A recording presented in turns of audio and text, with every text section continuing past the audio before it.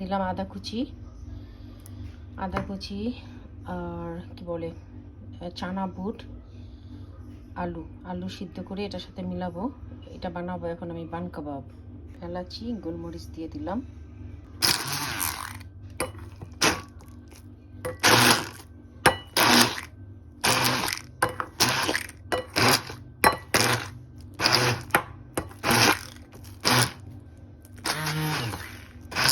আমি মিক্সড করতেছি পটেটো, পরে আমি চানা ডাল মিলাবো। যারা ভেজিটেরিয়ান আছেন তারা এটা করে খেয়ে দেখবেন। হ্যাঁ, এটাকে বলে বান কাবাব।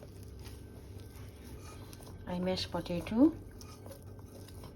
then I mixed is a chana dal. আন্ডা মিক্সড করতেছি,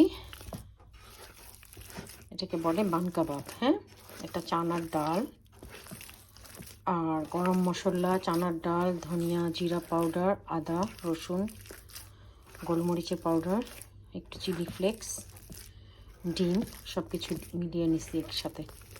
এভাবে বানাবেন, এটাকে বলে বান কাবাব। হ্যাঁ, এভাবে আপনারা খেয়ে দেখবেন। যারা ভেজিটেরিয়ান আছেন তাদের জন্য তো খুবই ভালো। যারা মিটের কাবাব খান না তারা এইভাবে খেয়ে দেখবেন।